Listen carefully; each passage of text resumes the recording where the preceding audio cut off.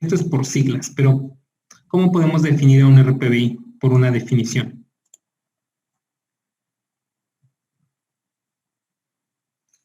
Material patógeno.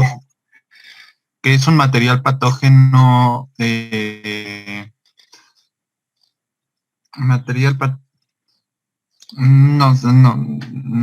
tengo la idea para explicarle. Es como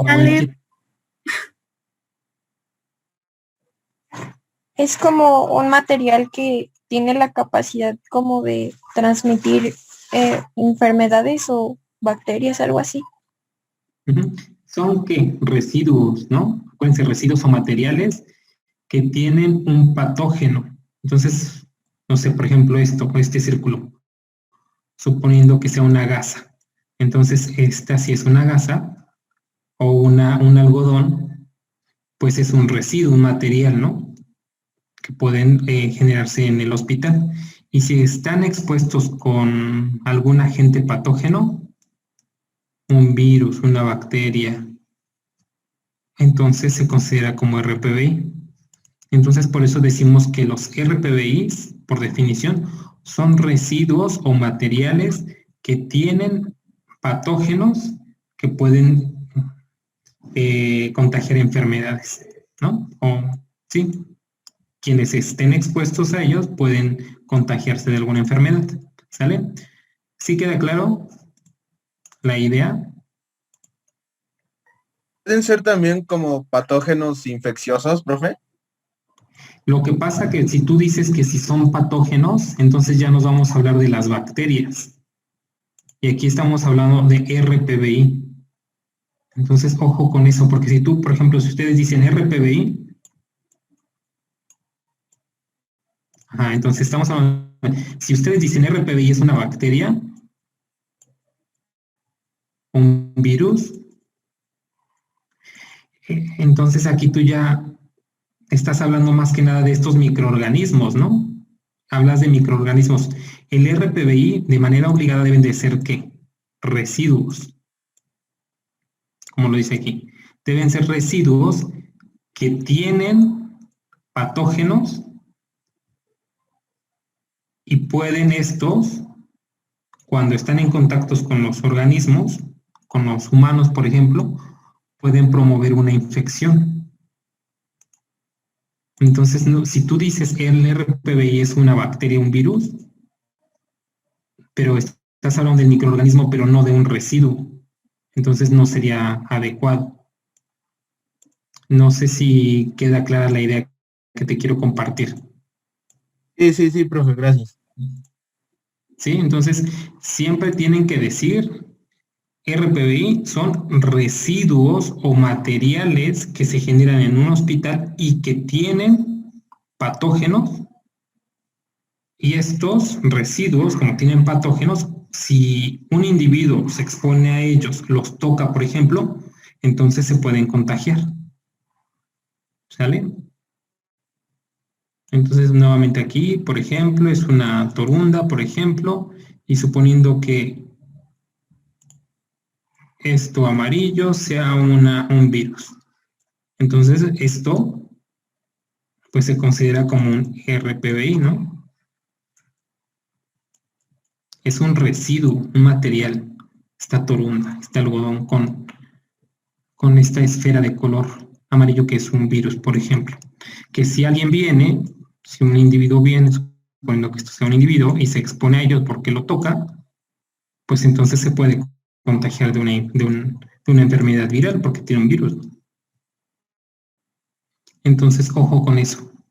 Todo esto, esta torunda con el virus, es un RPBI. Listo, ahora muy rápido. ¿Cuál es la norma oficial que estudia los RPBIs o que se encarga del control de la manipulación de los RPBIs? Aquí lo están viendo. ¿Quién lo puede mencionar muy rápido? Yo, norma. Semarnat SSA1 2002. Ok, entonces debe quedar la norma oficial 087, vean, de la Semarnat, de la Secretaría de Salud y del año 2002. ¿Sale? Esos son los datos reales, 087, 2002. Luego se pueden confundir. Listo, muy rápido. Entonces, los RPBIs, bueno, ya sabemos qué son. ¿Cómo los clasificamos? Son conceptos clave. ¿Quién lo menciona?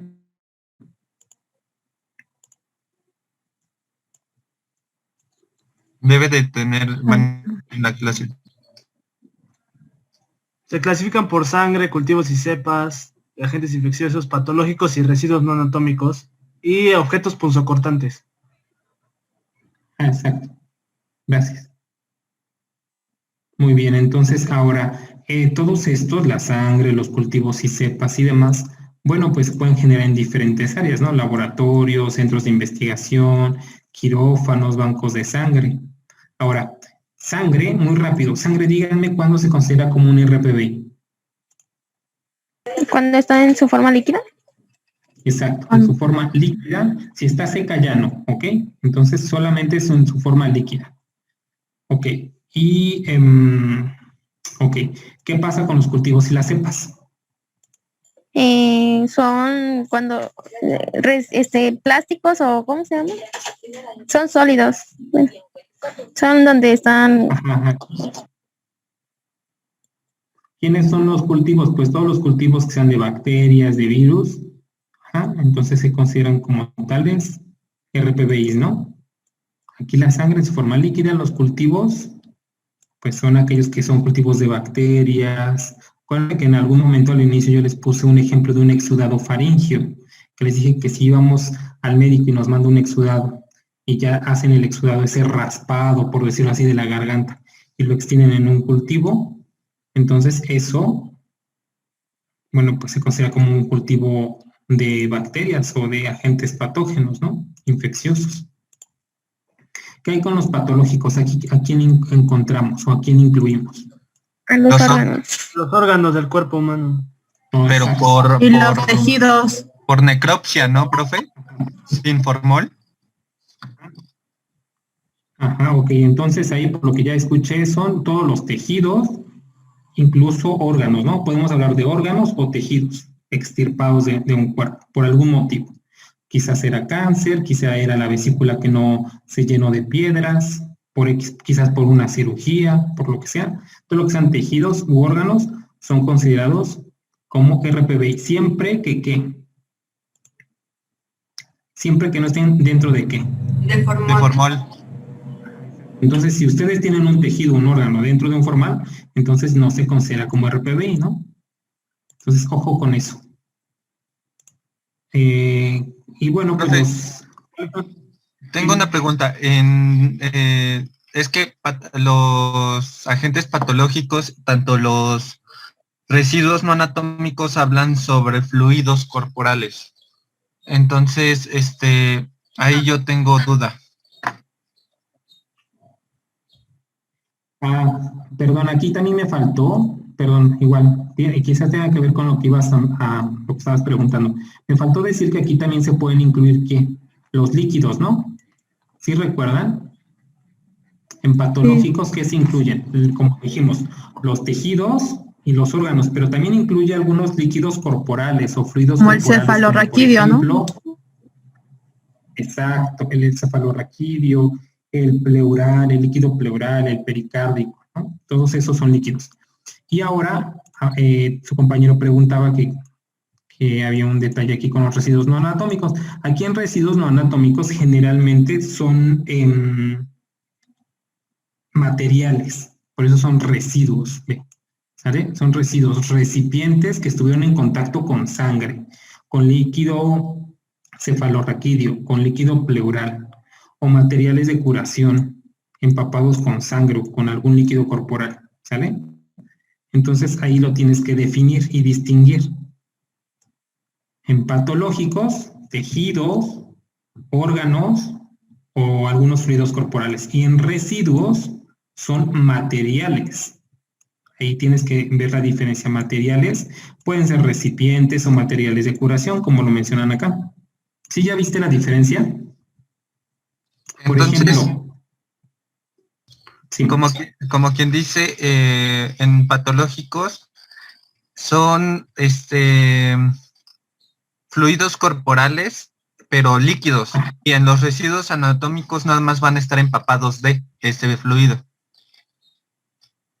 Aquí hablamos, cuando hablamos de patológicos, pues dijimos, los órganos, aquí una O, ¿no? Tejidos o fluidos, pero aquí estamos hablando del fluido completo, como tal, el líquido, digamos, no sé, para que te quede más, a lo mejor más visual, más claro.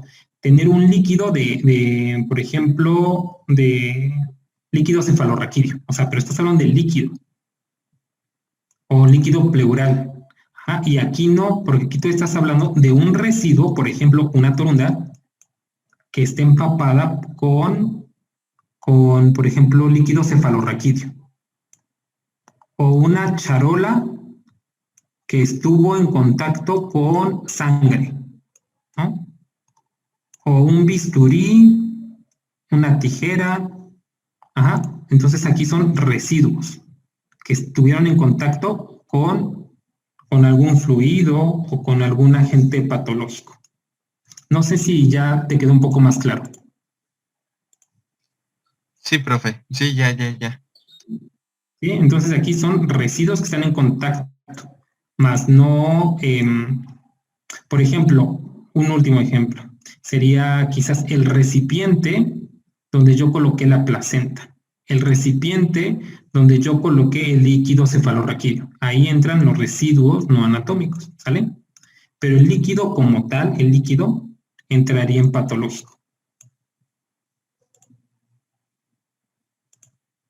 ¿Sí? Y bueno, espero que te haya ayudado, Luciano. Y los punzocortantes, ¿no? Que se incluyen lancetas, agujas, etc. Jeringas, Profe, obviamente con... Sí, es que también en cultivos y cepas dice de materiales desechables y en residuos anatómicos también dice lo mismo de materiales desechables. Entonces, ¿cuál es la diferencia? aquí, por ejemplo, pues principalmente los materiales y desechables que hayan estado en contacto con los cultivos o que se hayan utilizado para crear cultivos, ¿no? Por ejemplo, noten, si nosotros tenemos la placa Petri y ahí tuvo un cultivo, pues toda la placa como tal, la placa Petri, pues se considera como un material desechable, ¿no? Pero es el cultivo. Por ejemplo, si ustedes crearon también, déjenme pensar en otro. Por ejemplo, también aquí pueden entrar los hisopos. Todos conocemos un hisopo, o incluso los abatelenguas, con los que se extraen, por ejemplo, el exudado faríngeo. Entonces, por ejemplo, eso se considera también como un desechable. Pero aquí estamos hablando de todos aquellos desechables o materiales desechables que hayan estado en contacto directamente con los cultivos y las cepas. Entonces aquí deben de visualizar un poco la diferencia. Materiales que se hayan utilizado para manipular los cultivos y las cepas. Y aquí son igual recipientes o materiales, pero que hayan estado en contacto con, por ejemplo, con líquidos, ¿no? Principalmente líquido cefalorraquídeo, por ejemplo, pleural, pericárdico. Ajá. Entonces, normalmente en eso radica un poco la diferencia, pero también es importante que recuerden que los cultivos y las cepas normalmente van a ir, como generalmente son sólidos, pues van en bolsas. Y en bolsas de color rojo. Y los residuos no anatómicos pueden ir también como bien lo recuerdan, pueden también ir en bolsas rojas. O sea, prácticamente irían dirigidos al mismo recipiente. Dependerá de si es sólido o líquido. Por ejemplo, aquí lo pueden ver. Cultivos y cepas va dirigido en bolsas. Pero también los residuos no anatómicos también van a ir en bolsas. Ajá. Los clasifican de manera diferencial, pero prácticamente su envasado es el mismo porque van en bolsas rojas o líquidos dependiendo su estado. A eso se Gracias. refiere un poco. Sí, a ti, Alicia.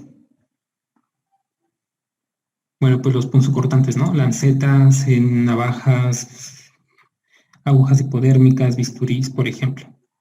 Ahora, muy rápido, igual aquí viene el envasado. La sangre, ¿dónde la vamos a envasar?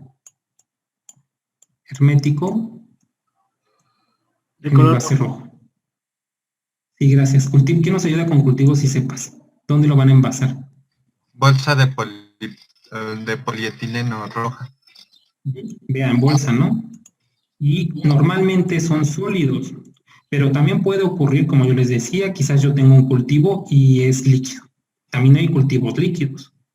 Entonces, si es líquido, pues aplica colocarlo en un recipiente hermético rojo, ¿sale?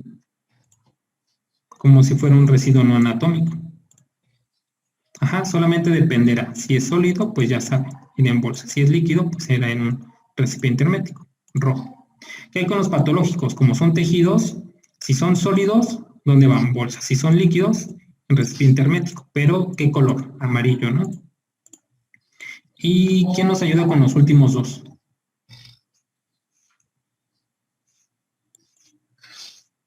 ¿Alguien nos puede ayudar? Los residuos no anatómicos pueden ser sólidos y líquidos. En caso de ser sólidos en una bolsa de polietileno roja y en caso de ser líquidos en un recipiente hermético rojo.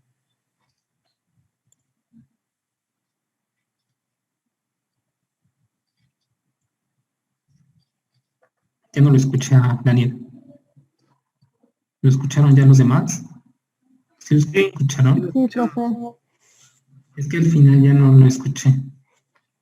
Bueno, entonces sí, efectivamente. Y los punzocortantes, ya no escuché si lo dijo también, pero respecto a los punzocortantes, acuérdense que en donde van en los rígidos. Incluso yo les dije, ojo con ese dato, ¿no? Que el único rígido de quién es para colocar punzocortantes, ¿sale?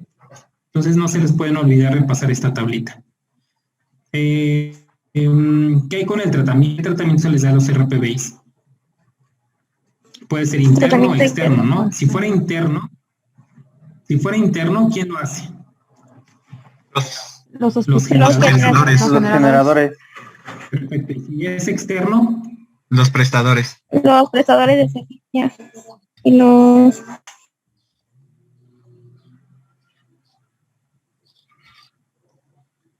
si fuera, es que ya no escuché la última idea de su compañera. Si fuera interno, los generadores. Si fuera externo, los prestadores de servicio, ¿no? Ok, listo. ¿Qué es lo que viene aquí? El tratamiento interno y el tratamiento externo, ¿sale? ¿Y qué tratamientos recuerdan? Nosotros vimos en un mapa los tratamientos que existen. ¿Qué tratamientos recuerdan? Por microondas Incineración. con calor húmedo. ¿Sí? Esterilización. Ajá. Otro. Incineración. Ajá. Incineración, esterilización, puede ser esterilización con calor húmedo o con calor seco, desinfección con soluciones como el alcohol, por ejemplo. microondas también. Microondas y algunos otros métodos complementarios como la trituración, recuerden, y La aglutinación. Exacto, la aglutinación. Y ya una vez que nos ayudamos de todos esos métodos, pues los podemos depositar en fosas, ¿sale? Entonces ahí que no se les olvide repasar esa práctica, ahí solamente nos estamos a los datos más rápidos, pues no, ¿qué es un RPBI, la norma? ¿Qué más revisamos? Bueno, ¿cómo se clasifican? Son 5 categorías y en dónde se envasan. Entonces los invito a que repasen esos datos. Muy rápido vamos con la práctica número 2, venopunción. Acuérdense que aquí, ¿qué vimos? La definición de venopunción. ¿Qué es venopunción? Procedimiento sistemático para obtener muestras de sangre con fines de diagnóstico. Exacto. Entonces, la venopunción, pues, es un procedimiento sistemático, ¿no?, para colectar muestra de sangre. ¿Qué lugares tenemos para la venopunción? Diferentes, ¿no? ¿Quién menciona muy rápido estos? Fosa antecubital, antebrazo, dorso, tobillo y pie. En la Tenemos diferentes. ¿Sí? En la fosa anticubital está la vena basílica, cefálica y mediana. En el antebrazo, vena radial superficial, cubital superficial y mediana. Dorso de la mano, plexo venoso dorsal, tobillo, cefania interna y externa y pie, plexo venoso dorsal. Ok, gracias. ¿Qué precaución debemos de tener? ¿Quién recuerda la precaución? Una de las más importantes, ¿cuál es? Tener Estar en calma. calma y calmar al paciente. Calmar, bueno, pues tener calma el que va a hacer la punción como nuestro paciente, ¿no? Ajá, y tener la calma para encontrar una vena apropiada que esté distante de nervios y de arterias vulnerables. ¿Para qué hacemos esto? Para evitar hacer una punción incorrecta y generar hematomas, por ejemplo. Es una de las riesgos, muy rápido. ¿Cuáles son los riesgos? ¿Quién los menciona? Dolor moderado, aparición de un hematoma, desmayo o sensación de mareo, punciones múltiples para localizar las venas, el tamaño de las venas varía de un paciente a otro. Pues prácticamente son esos, ¿no? Muy rápido, acuérdense, dolor, hematoma, desmayo, mareo, punciones múltiples, el tamaño varía entre un paciente y otro, si es hombre, mujer, por la edad, etc. Bueno, pues necesitamos tener tranquilidad antes de hacer el proceso, tener seguridad y demás, y que nuestro paciente esté tranquilo, ¿no? ¿Para qué necesitamos una toma de muestra? Pues porque a través de ella podemos ver si un paciente tiene una enfermedad o no, saber si está en una homeostasis o no, y pues para administrar fármacos, ¿no? Aquí nos viene la imagen que revisamos en algún momento, las venas, estamos hablando del brazo, de la fosa antecubital y las venas que podemos punzar. Oigan, ¿qué me recuerdan de los tubos? De estos Que unos tubos, son ¿cuáles? coagulantes y anticoagulantes. El A ver, tubo díganme. azul y el tubo rojo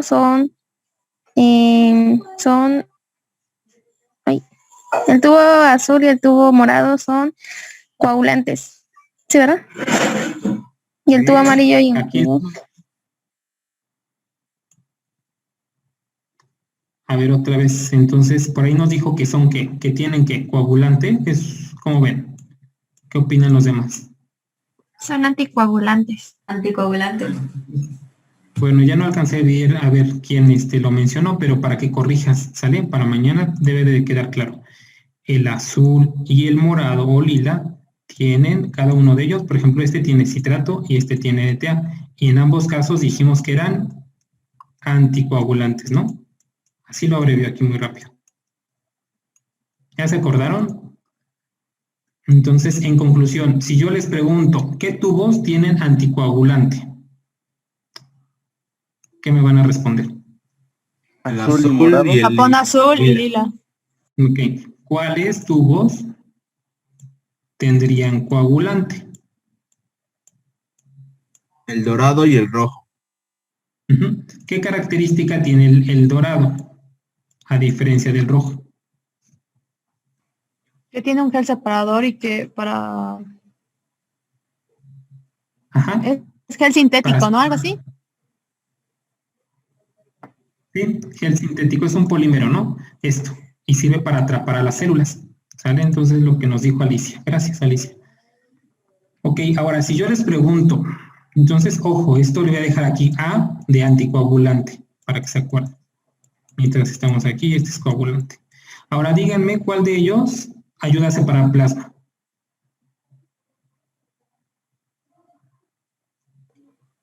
¿Y cuál de ellos? El amarillo, ¿no, profesor? Amarillo, ¿quién El separa? amarillo. Plasma, ¿no? ¿No? No, vean, aquí lo están viendo. ¿No lo están viendo? Sí. A ver, amarillo. Lo han estudiado. Hoy tienen de tarea estudiar mucho, ¿eh? No quiero que mañana les vaya mal. Entonces es eso. Vean, amarillo y rojo, suero. ¿Ok? Azul, plasma, el morado también. Entonces prácticamente hagan esa analogía. Los que tienen anticoagulante, con ellos ¿qué obtienes? Plasma, mientras que los tienen coagulante, suero, ¿sale? Y ya, listo. Son de los datos más relevantes. Ahí ojo con los aditivos que tiene cada uno. Ya ustedes los tienen que revisar a detalle. Muy bien. Bueno, pues el proceso de venopunción ustedes tienen que repasar el dibujito que se les quedó de tarea, pero de manera muy general. A ver, díganme, ¿para qué sirve el torniquete? Para que no haya retorno de... Ajá. Para evitar Y que la el vena retorno se... venoso, ¿no? Para que la vena se haga más prominente y evite el retorno venoso. Aquí no los marca. Y de esta forma, pues podamos ver más visibles las venas y las podamos punzar. ¿Por qué tiempo permanece el torniquete? 1 minuto. Como máximo 1 minuto, ¿no? Ajá. ¿En qué dirección, en qué ángulo añado o ingreso la aguja a la vena? De 15 a 30 grados. Ujú.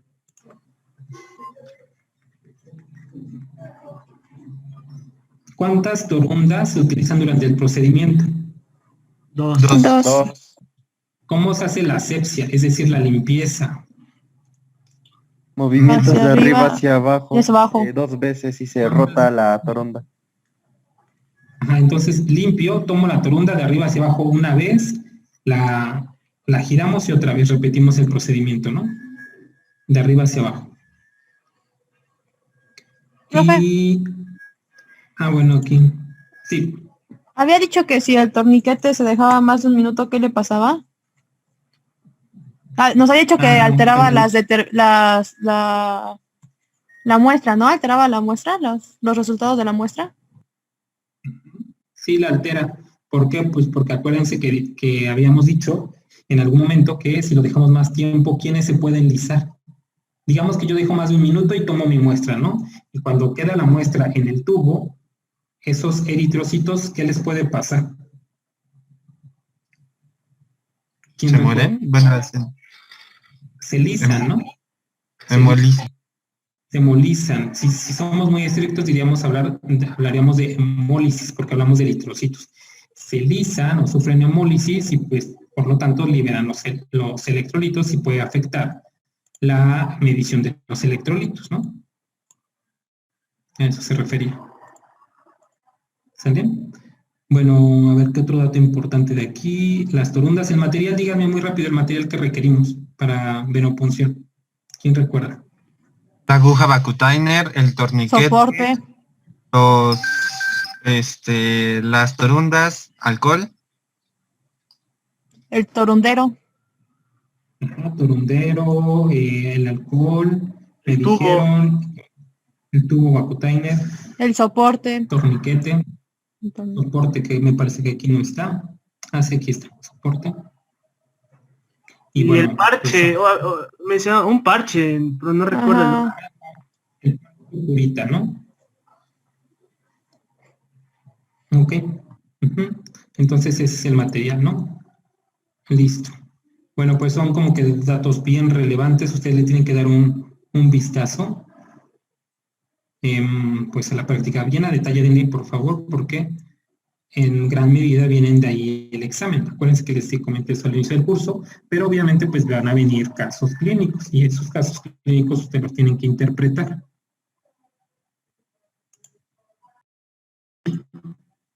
Bueno, vamos muy rápido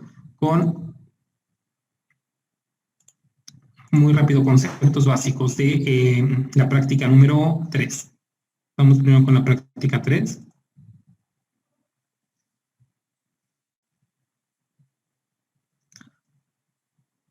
Me falta una de...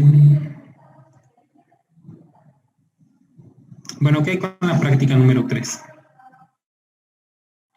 Es que les hicimos un mapa de conceptos.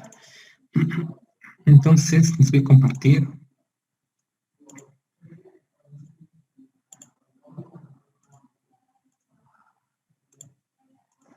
Ya ven la imagen, ¿no? La práctica. ¿Sí? Ya, profe. Sí, profe. Bueno, aquí yo les sugiero que repasen muy rápido. Acuérdense que trabajamos un mapa por equipo. Entonces, bueno, número 1. En el mapa, acuérdense que trabajamos esta práctica y empezamos a hablar un poco acerca de la célula. La célula, acuérdense que es la unidad anatómica funcional de todo ser vivo, y dijimos que esas células normalmente se componen de organelos. Uno de los organelos más importantes, ¿cuál es? La membrana celular, ¿se acuerdan? Y dijimos que la membrana celular era importante pues porque permite el intercambio de moléculas, es decir, favorece el transporte celular. Eso fue lo que comentamos ahí. ¿Y qué hay con respecto al transporte celular? ¿Qué es el transporte celular? Es el transporte de solutos entre la membrana y el citoplasma de la célula. Es el movimiento de moléculas, digamos, a través de la membrana, ¿no? Podríamos dejarlo así súper general. Un movimiento de moléculas a través de la membrana, y puede ser bidireccional, ¿no? Es decir, ir hacia dentro de la célula o del interior de la célula hacia afuera. Y el transporte celular dijimos que lo clasificamos en activo y en pasivo. ¿Cuál es el activo? ¿Cuál es el pasivo? ¿Quién recuerda? El activo es el que gasta energía. Y el pasivo es el que no. Ajá. Pasivo no gasta energía, el activo sí gasta energía. Ok, y incluso dijimos que en el pasivo, ¿a quiénes se incluyen? ¿Qué tipo de transportes? La difusión facilitada, simple y ósmosis. Exacto. La ósmosis sirve para mover agua, la difusión facilitada para mover moléculas de gran tamaño y moléculas con carga, y la de difusión simple, pues prácticamente para permitir moléculas pequeñas como gases y que no tengan carga. Eso es lo que habíamos dicho en nuestro mapa, incluso lo redactamos. Pero también existe, dentro de la difusión facilitada, encontramos canales que permiten el paso de agua, como las acuaporinas, ¿se acuerdan? También existen canales como las acuaporinas que transportan agua. Pero esta agua que transportan las acuaporinas, ¿deben de llevar cargas iónicas o algo así para pasar por ellas? De hecho, sí. Es decir, las acuaporinas en realidad, pues, recordemos, son canales que van a favorecer el movimiento de moléculas de agua, ¿no? Se sabe que son como que específicas, pero también hay reportes que a través de estas acuaporinas se podría mover agua junto con algunas moléculas, porque acuérdense que las moléculas de agua pueden rodear a electrolitos, por ejemplo, y pueden generar esferas de solvatación, y si el tamaño lo permite, pues podrían moverse por las acuaporinas. Entonces, principalmente mueven agua, pero no descartamos que pudieran moverse iones junto con el agua, ¿no? Finalmente, entonces, son canales. ¿Las acuaporinas son las que ayudan a la ósmosis o la ósmosis y las acuaporinas son diferentes? No, las acuaporinas son canales que se encuentran en las membranas, pueden ser en la membrana plasmática o pueden estar estas acuaporinas en membrana nuclear o en la membrana de la mitocondria, y movilizan agua, ¿no? Principalmente van dirigidas a mover agua. Y quien favorece la ósmosis es el movimiento de agua que ocurre a través de la membrana. Pero generalmente es a través de la membrana, no necesariamente a través de las acuaporinas. Pueden estar involucradas, pero cuando definimos ósmosis, es el movimiento de agua, pero a través de la membrana. Pero también, sí, desde luego que también podrían participar las acuaporinas. Ok, profe, gracias.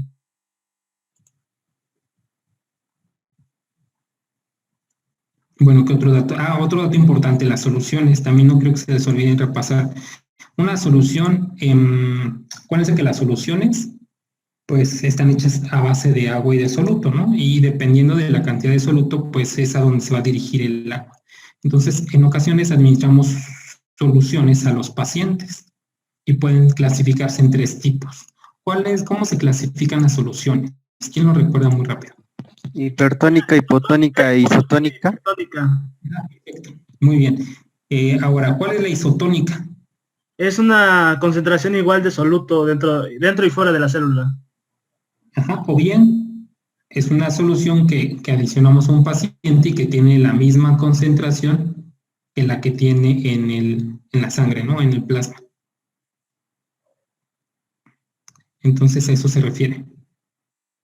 ¿Cuál es la solución de tipo hipotónica? Donde hay menos concentración de soluto dentro de la célula que fuera. Y si lo vemos con respecto al plasma, ¿cómo lo diríamos?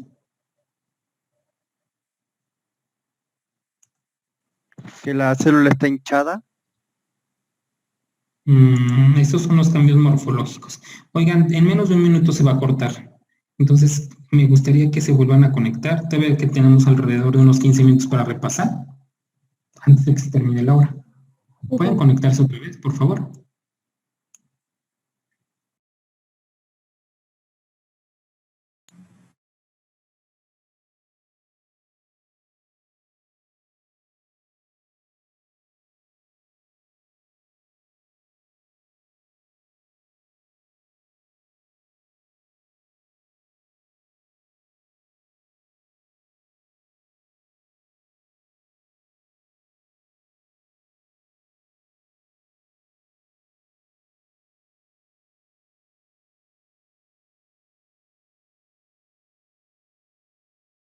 Entonces ya me dijeron que tiene la misma cantidad de soluto, ¿no?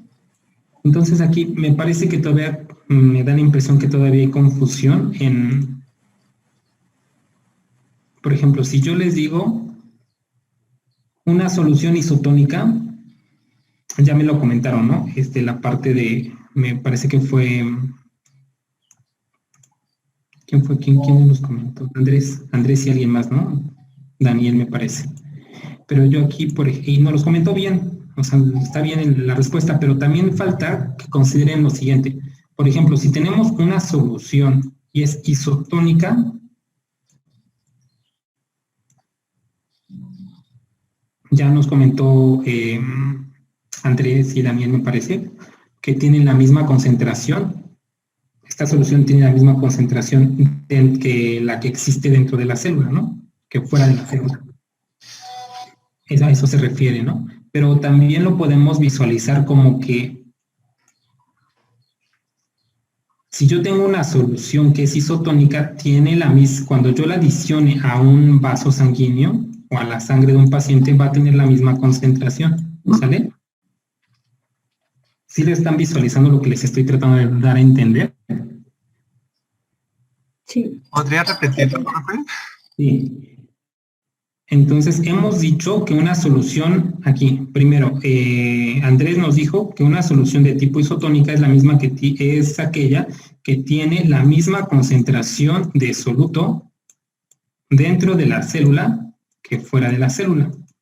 ¿Cierto, Andrés? Eso fue lo que nos comentaste, ¿no? Sí, profe. Entonces, tienen la misma concentración dentro de la célula que fuera tiene la misma cantidad de soluto. Es una isotónica. Pero también podemos decir que una solución isotónica es aquella que cuando yo la añado a un paciente a través de vía intravenosa, tiene la misma concentración que la que existe dentro de la sangre. Se los voy a poner igual, para que lo vean. Entonces, tengo una solución que tiene una concentración de soluto. Y aquí tiene, cuando yo la adicione,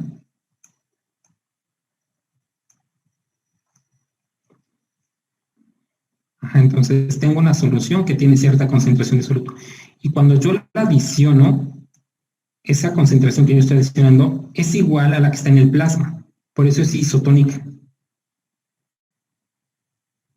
O sea, esto que está aquí y esto que está aquí es lo mismo, es isotónico. ¿Sí lo están viendo de estas dos formas?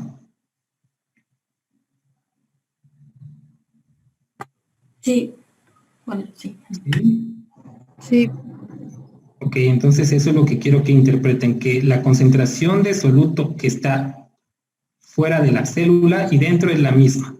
Y también podemos decir que la concentración de una solución que yo adiciono por vía intravenosa a un paciente va a tener la misma concentración que la que está dentro de la sangre. No va a cambiar. Ok, pero ¿qué pasa con la de tipo hipotónico? Dice que hay mayor concentración de soluto adentro que afuera de la célula. Así se los voy a representar. Acuérdense que los corchetes representan concentración.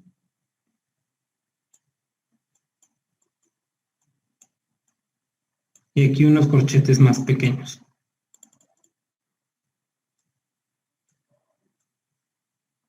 Esto es con respecto a la célula. Entonces, ¿dónde hay mayor concentración en una solución de tipo hipotónica? ¿Dentro de la célula o fuera de la célula? Dentro de la célula. Y fuera de la célula hay menos. Por eso el agua que está aquí, ¿a dónde se va a mover? A donde hay más soluto, ¿no? Por eso, ¿qué le pasa a la célula? Se hincha, sufre edema celular, o se hiperhidrata. Okay. Pero ¿qué hay con respecto a un vaso sanguíneo? Que una solución, si yo tengo una solución,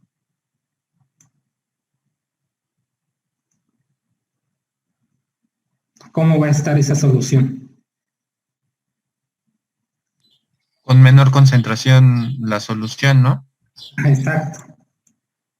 Va a tener menor concentración que con respecto a quién, a la concentración de soluto que se encuentra en dónde.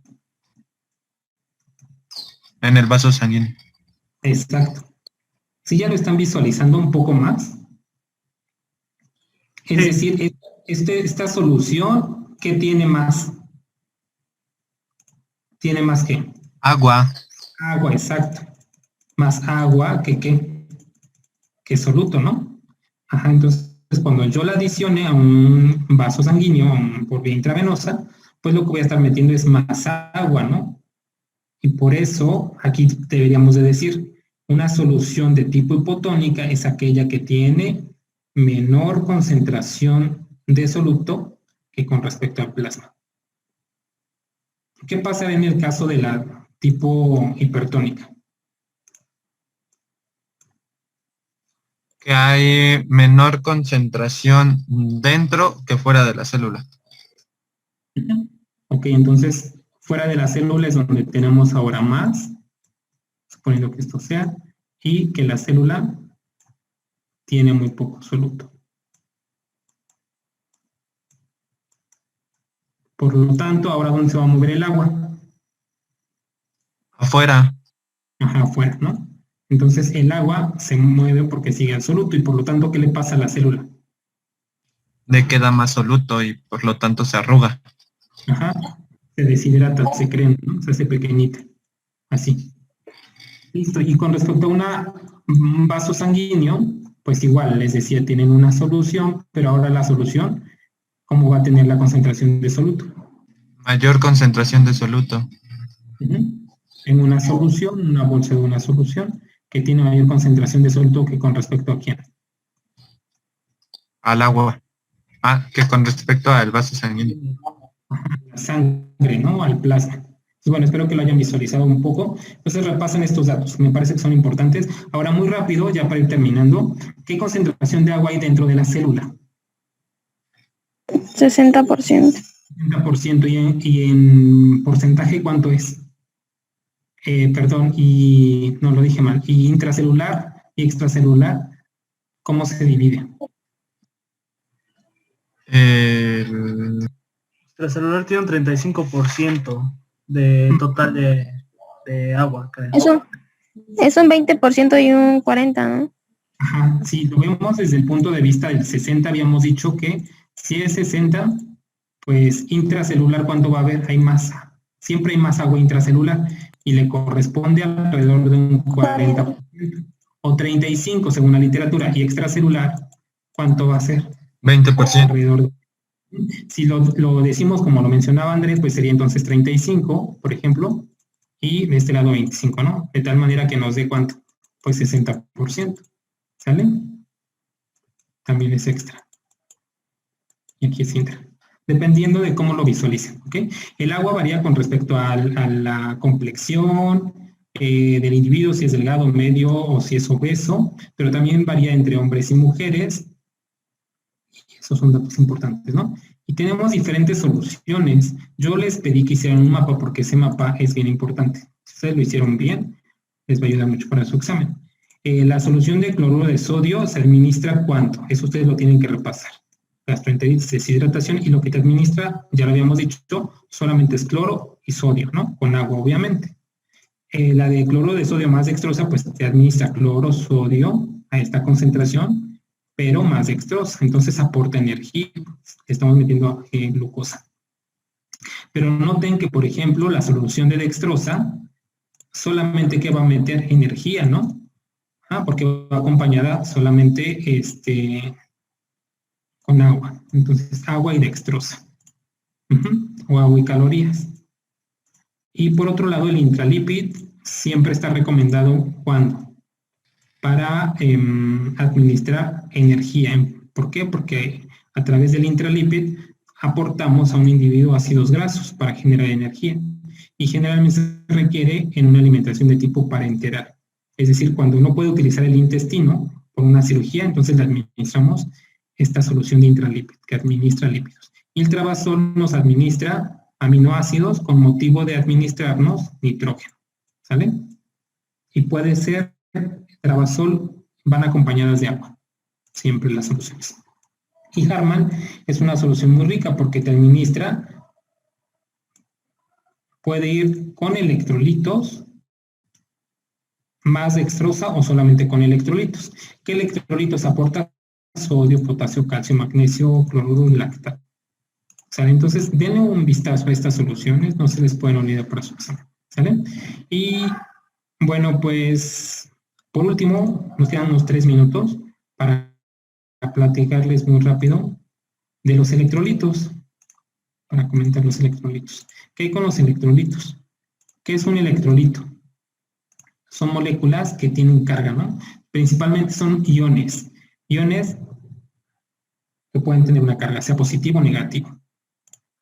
Se encuentran intra y extracelularmente, son móviles, no son estáticos, se mueven entre compartimentos, y de los más importantes, ¿quiénes son? El sodio y ¿quiénes? Sodio, potasio, potasio, cloro y bicarbonato. Perfecto, son los más importantes. Ahora, ¿cuál es la concentración normal del sodio? 137 a 145. O 135 a 145. ¿Cuál es la concentración normal del potasio? 3.5 a 5.1. Ok. ¿Cuál es la concentración del cloruro? De 97 a 107.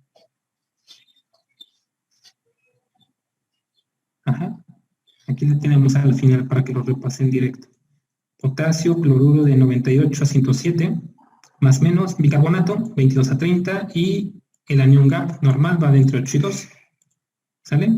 ¿Cómo calculamos el anión gap? Es la suma del sodio más el potasio, menos la suma del cloro más el bicarbonato. Exacto, ¿no? ¿Y para qué nos sirve? Pues para determinar si hay una acidosis de tipo metabólica, y también nos sirve para saber que hay un trastorno de electrolitos. Incluso nos puede orientar un poco a la clasificación de la acidosis metabólica, ¿no? ¿Y qué otro dato? Bueno, respecto al sodio, ¿cómo se le llama cuando está aumentado y cómo se le llama cuando está disminuido? Hipercloremia y hipocloremia. Hipercloremia cuando está aumentado y hipocloremia cuando está bajo. Ok, con respecto a eso es con respecto al cloro. Y con respecto a sodio, hipernatremia y hiponatremia. Si un individuo tiene 130, ¿cómo lo categorizamos? ¿Con hiponatremia o hipernatremia? 130, Hiponatremia. Hiponatremia.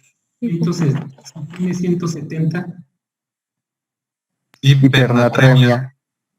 ¿Qué con el sodio? ¿Qué pasa si un paciente lo tengo con 2 miliequivalentes? ¿Cómo lo clasifico? Hipercalemia, hipocalemia. Hipocalemia. Y si tiene 8 de potasio o 7, Hipercalemia. hipercalemia, ¿no? Y acuérdense que hay subcategorías, ¿no? Pueden ser leves, moderadas, ¿no? Para respecto al sodio y potasio pueden ser severas, leves o moderadas. Y el cloro ya nos lo dijeron. ¿Y qué hay con bicarbonato? El bicarbonato, si está aumentado, ¿con qué lo asocio? ¿Una alcalosis? Y si está disminuido, ¿Una acidosis? Ajá, y por último, ya para terminar, la acidosis metabólica, ¿cuál de ellas se asocia con el incremento de potasio? ¿Esta o esta? En el plasma, obviamente.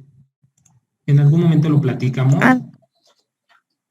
Acidosis. Acidosis metabólica se asocia con potasio elevado o con potasio disminuido. Y aquí alcalosis se asocia con potasio disminuido o elevado.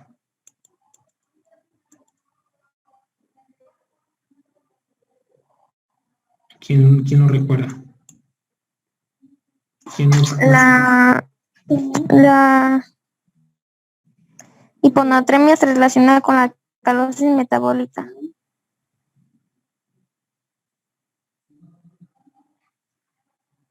No, pero ¿por qué hipernatremia? No, estamos aquí hablando de acidosis metabólica.